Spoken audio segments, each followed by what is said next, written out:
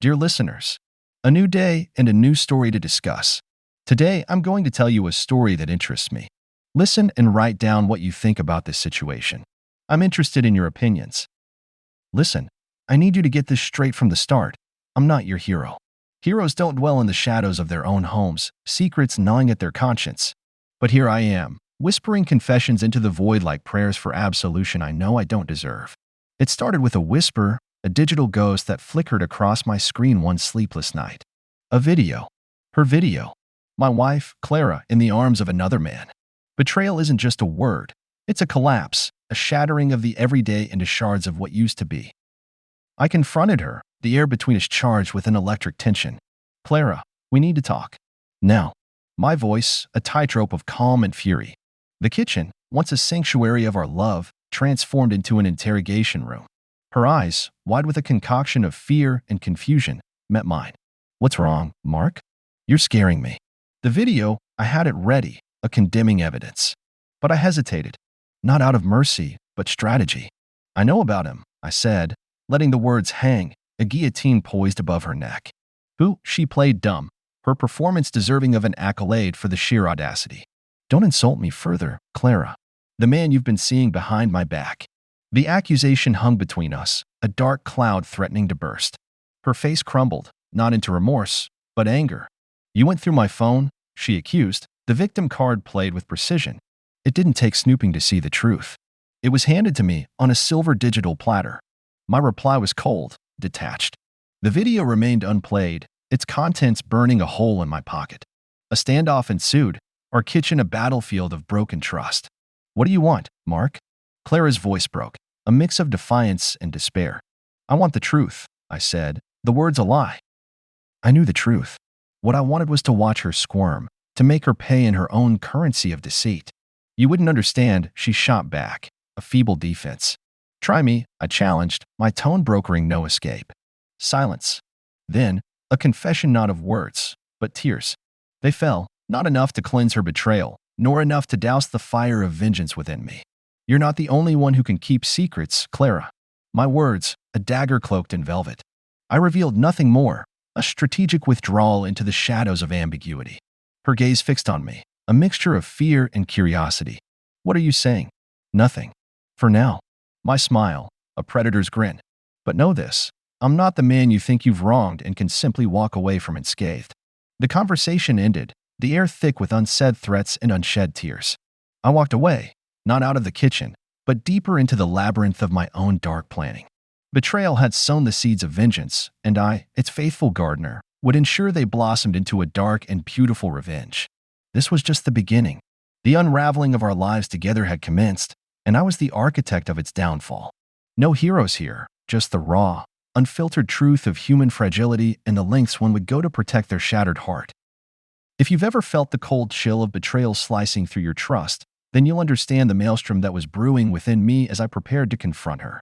Her name, Emma, once a melody in my ears, had become a harbinger of bitterness. As I sat across from her in our modest living room, the air was thick with unspoken accusations. Emma, we need to talk, I started, my voice steady but my insides roiling. The calmness in my tone was a stark contrast to the storm of emotions inside me. I could see her tensing up, the muscles in her neck standing out like cords. She looked up from her book, a flicker of concern passing through her eyes. What is it, Jack? She asked, her voice carrying a hint of nervousness that she couldn't quite mask.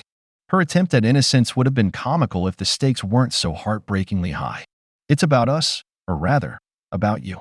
I watched her closely, each word measured, cutting through the silence between us like a knife. Her facade faltered, the edges of her mask beginning to crumble as the gravity of my tone sank in. What about me? Her attempt to sound bewildered was poorly executed, her eyes darting away, unable to hold my gaze. It was the moment of truth, and yet, a part of me wanted to retreat, to unlearn what I knew. But the wound was too deep, the betrayal too personal. I know about him, Emma. I know about the affair. Saying it aloud felt like releasing a poison from my system, painful yet purgative. Her reaction was immediate and telling. The color drained from her face, leaving her ghostly pale against the backdrop of our once happy home. Jack, I can explain, she stammered, the words tumbling out in a desperate attempt to regain control. But the die was cast, and there was no turning back. Explain? What's there to explain, Emma? That you've been lying to me? That while I've been out there, breaking my back for us, you've been. I couldn't finish the sentence, the bile of anger and disgust rising in my throat. Jack, please, let me explain. It's not what you think, she pleaded, reaching out to me, her eyes brimming with tears. But her tears, once my weakness, now fueled my resolve. Save it, Emma. I've seen enough. I've heard enough. My voice was cold, a sharp contrast to the warmth we once shared. The room felt smaller, the walls closing in as the gulf between us widened. What do you want from me, Jack? Her voice was a mix of defiance and desperation, a volatile combination that underscored the depth of our crisis. I want the truth, Emma. The whole truth. But more than that, I want you to understand the gravity of what you've done. You've not just cheated on me. You've shattered our lives, our dreams. The tension between us was palpable, a tangible force that seemed to consume the air. In that moment, our shared history, our love, seemed like a distant memory, overshadowed by the looming specter of betrayal. I'm sorry, Jack. I truly am. It was a mistake, she whispered, her voice breaking under the weight of her confession. A mistake? Is that what you call it? My question hung in the air, heavy with accusation and sorrow. The simplicity of her apology was an insult to the complexity of our pain. The confrontation had laid bare the chasm between us, a gap too wide to bridge with mere words of regret. In seeking the truth, I had unleashed a storm of emotions, a tempest that threatened to engulf us both. As the conversation dwindled, the stark reality settled in. We were two strangers, bound by the remnants of a love that had been irrevocably tarnished by betrayal. The path forward was uncertain, but one thing was clear. The innocence of our love was lost, a casualty of a war we never knew we were fighting. You think you know darkness? You haven't walked my path. The depths I've plumbed in my soul, they're not places you visit and leave unchanged. This isn't just a story of heartbreak. It's an odyssey of shattering despair. After the confrontation, life spiraled. It was like watching the world from the bottom of a well, voices distorted, light a mere flicker. I tried to cling to anger, to the vindictive plans that once seemed like salvation. But anger is a fire that burns out, leaving nothing but ashes. The days blended into one continuous loop of agony. I'd wake up hoping it was all a nightmare, only to be greeted by the cold, harsh truth. She wasn't there, and she never would be again. Not the way I needed her to be. I can't believe she'd do this, I muttered to myself, over and over, like a broken record. Conversations with friends turned into echoes of pity and awkward silences. They wanted to help, but what could they say? Nothing filled the void she left behind. I saw her everywhere. In the kitchen, where we used to dance around each other during meal prep. In the living room, her laughter lingering like a ghost. It was torture, a relentless reminder of what I'd lost. And then there were the nights. The silence of our bedroom was deafening. I lay there, staring at the ceiling, replaying our last conversation. Her words were a knife, each apology a twist. I'm sorry, I never meant to hurt you, she had said, tears streaming down her face. But the damage was done. The trust we built over years shattered in an instant. I found solace in the bottom of a bottle, the liquid numbing the pain, if only for a moment. But the dawn always brought it back, sharper and more agonizing. My reflection in the mirror was a stranger, a hollowed-out husk of the man I used to be. My thoughts turned dark, revenge a constant whisper in my ear. Make her pay, it said. But another part of me wondered, what was the point? Revenge wouldn't bring back what we had. It wouldn't heal the gaping wound in my heart. The worst part? The isolation. Friends tried to drag me out, to breathe life into the shell I'd become. But I couldn't bear it. Their happiness was a glaring contrast to my misery. I couldn't fake the smiles, couldn't pretend everything was okay. So, I pushed them away, sank deeper into the abyss. You need to move on, they'd say, as if it were that easy. As if I could just flip a switch and forget the years we spent together. But how do you move on from the person who was your entire world? How do you rebuild when the foundation of your life has been ripped out from under you? In the end, it was the emptiness that consumed me. An all-encompassing void that swallowed my hopes, my dreams, my very soul. I was a ghost, haunting the remnants of a life that once was, unable to escape the chains of my despair. This, my friend, is the darkness I've known. A descent into despair so profound, it changed me forever. And through it all, one question haunted me.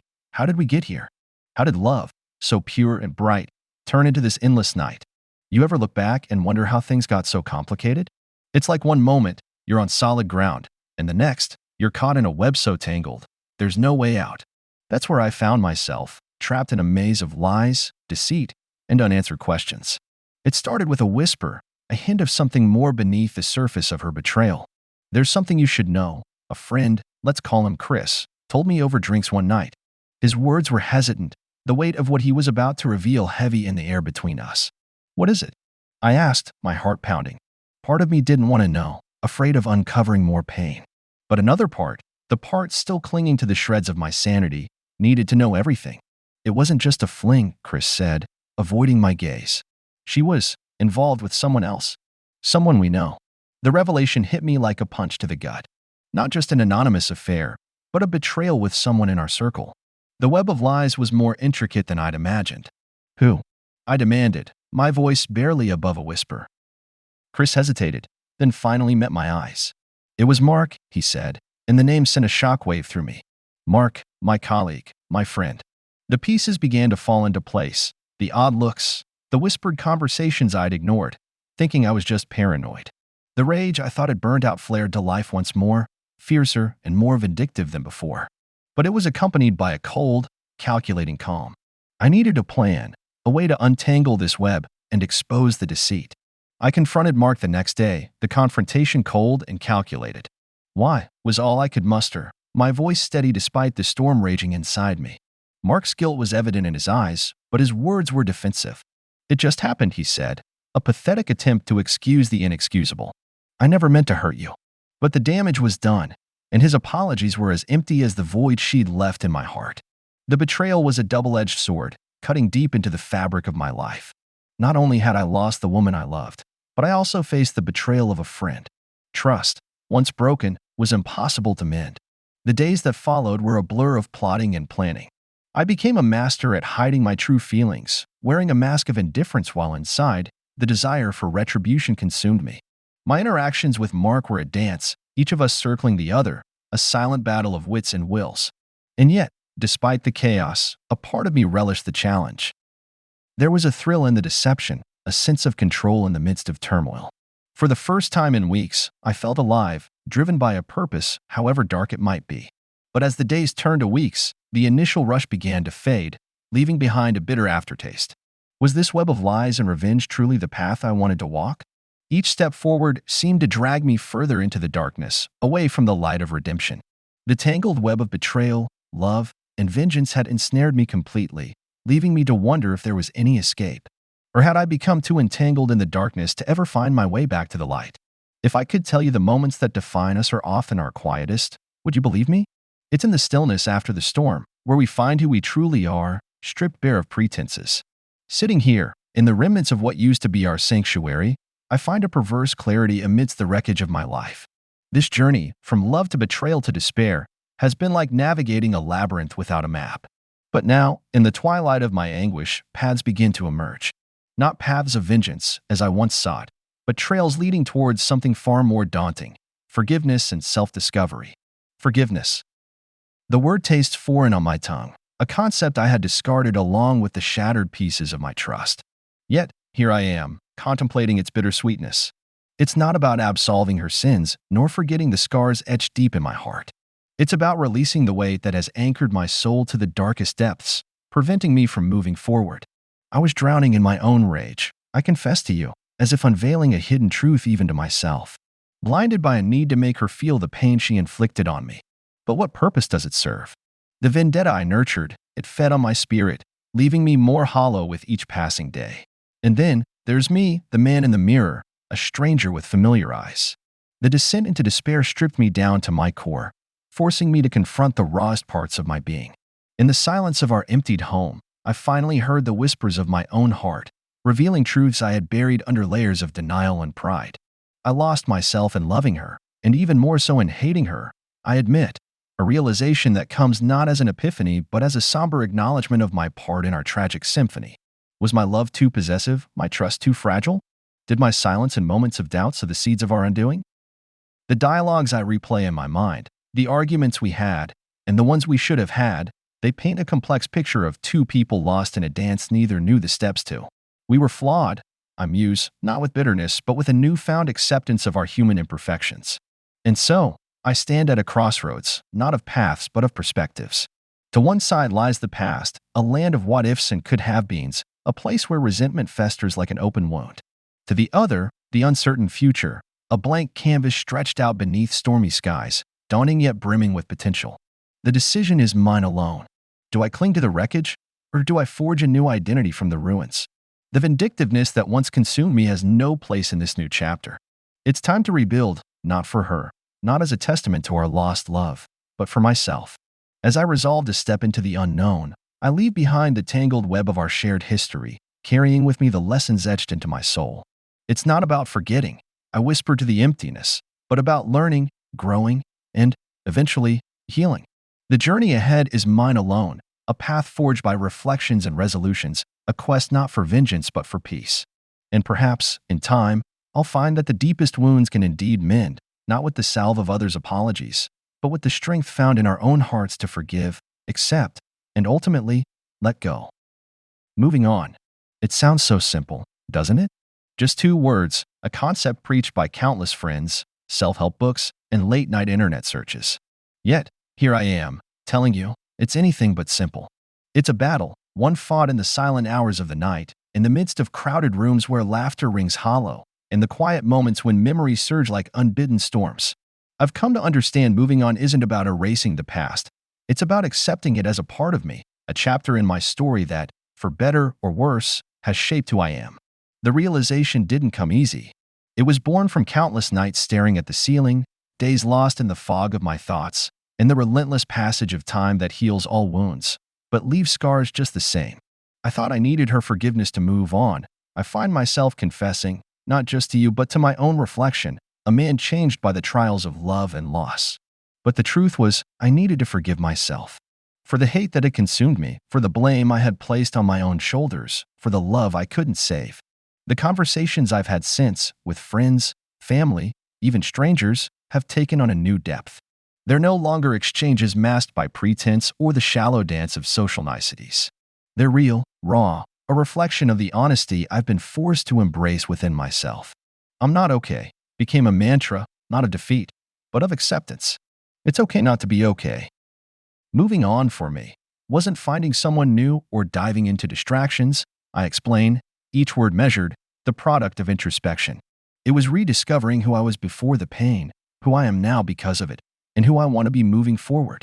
That journey of self-discovery wasn't marked by grand epiphanies but by small, almost imperceptible steps towards healing.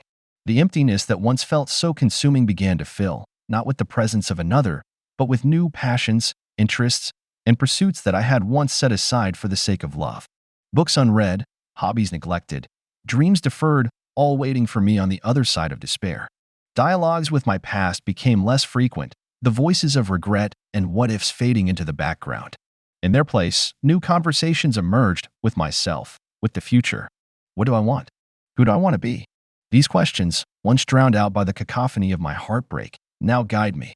The pace of my recovery quickened not with the reckless abandonment of my past, but with the careful, deliberate embrace of my future. Short, determined steps replaced the aimless wandering of my early days of despair. Each day, a little further from the shadows of yesterday, a little closer to the light of tomorrow. And then, there was you. Not a replacement for what was lost, but a testament to what can be found when you're not looking, a connection forged not from the remnants of a broken heart, but from the wholeness of being ready to open it once more. Moving on isn't forgetting, I tell you. A smile tugging at the corners of my lips, a sign of healing long thought impossible. It's allowing yourself to remember without pain, to look back without regret, and to step forward without fear. So here I am, standing on the threshold of a new chapter, not written in spite, revenge, or sorrow, but in hope, growth, and the quiet strength that comes from surviving the storm. Moving on, I've learned, isn't an end. It's a beginning, a chance to build anew on the foundations of what was, with the wisdom of what is, and the dreams of what could be. And to you, my unseen confidant, I say this: moving on is possible, not as a betrayal of your past, but as a promise to yourself, a vow to live, to love, and to never lose sight of the light, even in the darkest of nights.